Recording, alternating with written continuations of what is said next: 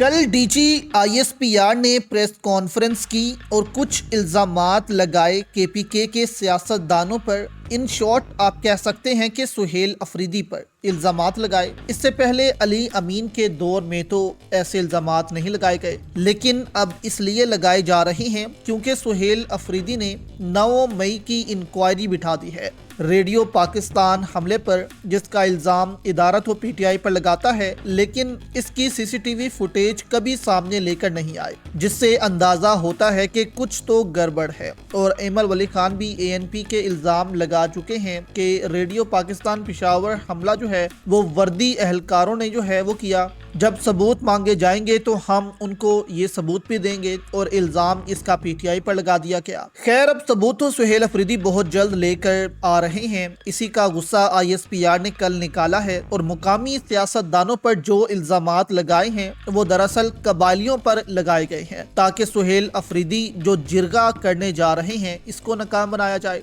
अब यहाँ पर दोस्तों इमरान रियाज हैं, उन्होंने भी बड़ा सवाल उठाया कि ट्रंप ने पाकिस्तान पर बहुत बड़ा इल्जाम लगाया है कि पाकिस्तान ने न्यूक्लियर टेस्ट किए हैं। यानी कि दोस्तों न्यूक्लियर टेस्ट जो हैं वो दुनिया में बैन होते हैं, और अब मुमालिक न्यूक्लियर टेस्ट नहीं कर सकते। अगर कोई करता है तो उस पर पाबंदियां भी लग सकती हैं। तो इस पर इमरान रियाज ने कहा कि जैसे ही भारत और अमेरिका का मुआहिदा हुआ और भारत ने रूस से तेल लेना कम किया, तो ट्रंप ने पैंतरा बदला और पाकिस्तान पर न्यूक्लियर हथियार टेस्ट करने का गलीज इल्जाम लगा दिया, जिस पर शहबाज शरीफ, दफ्तर खारजा, फील्ड मार्शल और डीजी आईएसपीआर भी खामोश है। यानी कि सुहेल अफरीदी को लताड़ने डीजी आईएसपीआर मैदान में आ जाते हैं, लेकिन अमेरिका के खिलाफ कुछ नहीं बोलते। इस पर सायरा बानो है, उन्होंने कहा सच झूठ तो आंखों से जाहिर हो जाता है, कस्में ना उठा, इतनी सफाइयां ना दिया कर। जबकि डीजी आईएसपीआर ने कहा कि फौज को सियासत से दूर रखा जाए, जिस पर शहबाज गिल ने कहा लेकिन आपको तो सियासत के सिवा कुछ आता ही नहीं है। डीजी आईएसपीआर ने कल ये इल्जामात भी लगाए कि केपी में मुकामी सियासतदान और लोग भी पोस्ट की काश में मुलविस हैं, यानी कि जो अफीम होती है।